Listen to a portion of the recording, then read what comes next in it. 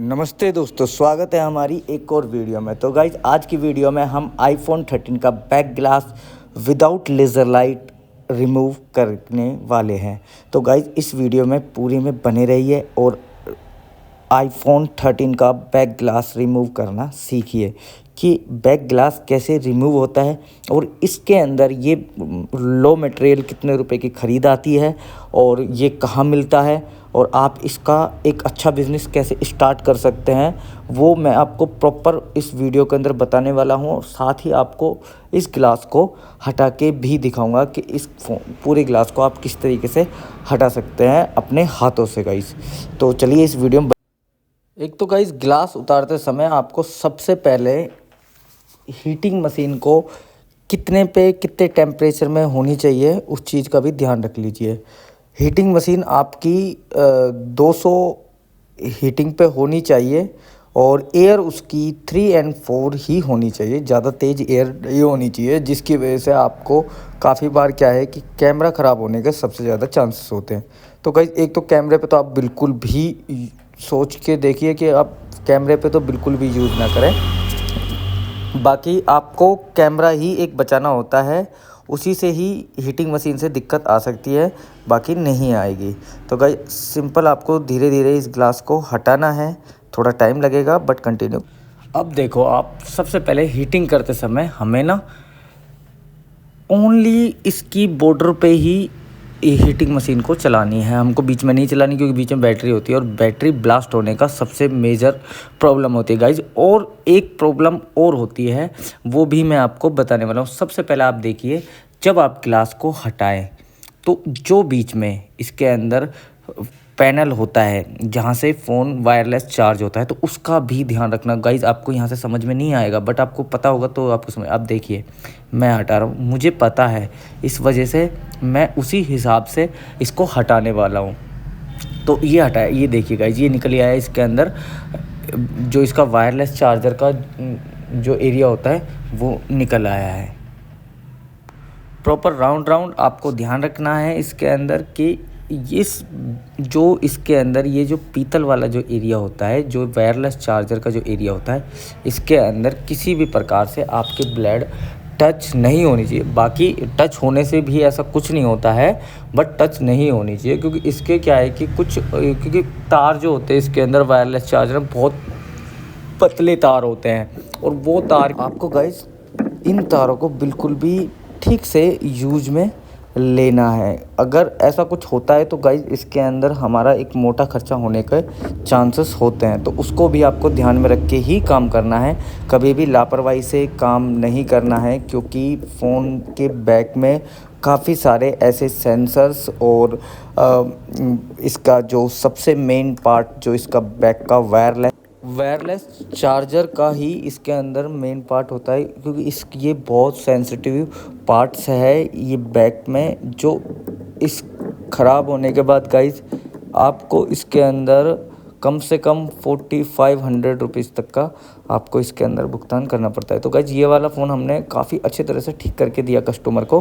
अब हम less than अपनी बात पे आते हैं।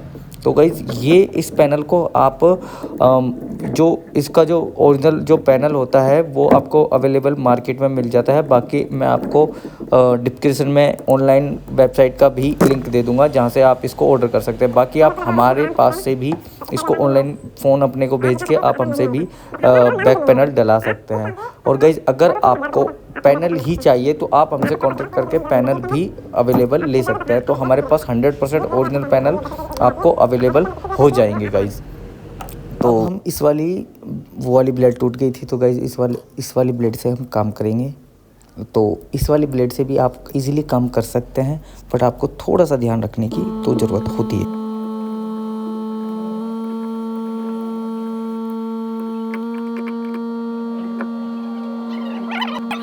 गाइज मैं आपको ज़्यादा टाइम नहीं लेते हुए इसको एक फाइनल टच देने वाला हूँ और इसको अच्छे से क्लीन करके आपको प्रॉपर मैं दिखाता हूँ। तो आप वीडियो प्रॉपर देखिए गाइज, एक एक चीज़ को आप अच्छे से देखिए, तभी आप समझ पाएंगे, अन्यथा आप नहीं समझ पाएंगे इस वीडियो को। क्योंकि ग्लास डालना भी एक बहुत ही कुछ टाइम के लिए तो आपको ये भारी पड़ने वाला है, बट जैसे जैसे आप काम करेंगे उसके बाद तो आपको भी मज़ा आएगा इस काम को करने के।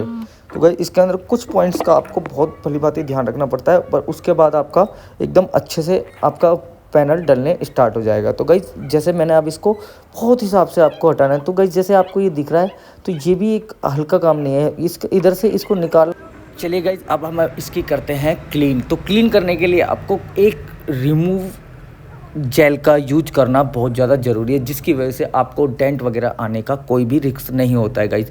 तो इस फ़ोन का हमने बहुत अच्छी तरह इसको बिल्कुल अच्छी तरह क्लीन किया सबसे पहले तो गाइस, और इसको क्लीन करने के बाद में इसके छोटे छोटे जो पॉइंट्स थे उनको भी हमने रिपेयर किए। जैसे कि इसके अंदर पहली बार जब ये रिपेयर हुआ था तो इसके अंदर कुछ पॉइंट्स बहुत अच्छी तरह से अच्छे से साफ़ नहीं किए हुए थे गाइस, तो हमने केमिकल से उसको भी साफ़ किया और इसके कैमरों का भी अच्छे से ध्यान रखा, जैसे कि वो अच्छे से वर्क कर सकें।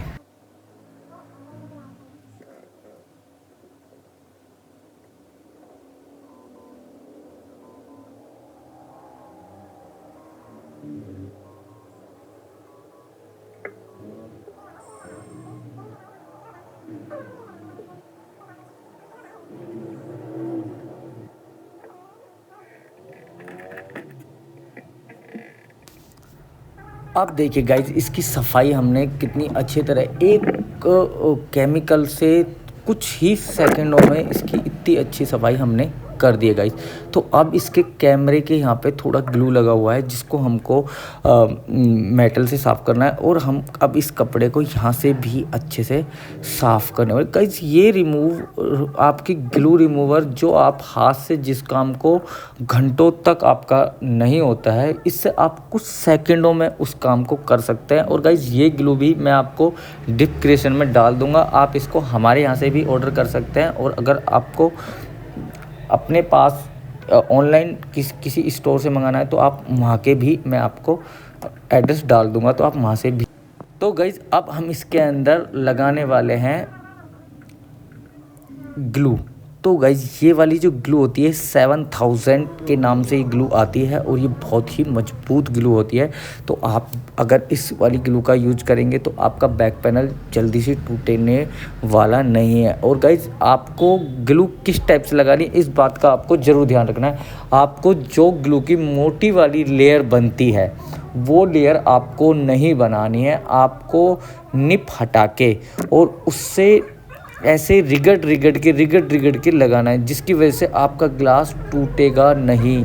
अगर आप वैसे लगाएंगे तो वो ठंडा पड़ने के बाद में उधर जगह बना लेता है गाइज, इस बात का भी आपको ध्यान रखना चाहिए। तो अब हमने इस ग्लास को बिल्कुल अच्छे से सेट कर दिया है और इसकी ठीक से फिटिंग सेट करने के बाद में हम इसको बिल्कुल फिक्स कर देंगे। तो गाइज़ अगर आपको किसी को भी ये काम कराना हो, अपने बैक पैनल का काम कराना हो, तो आप हमारे दिए गए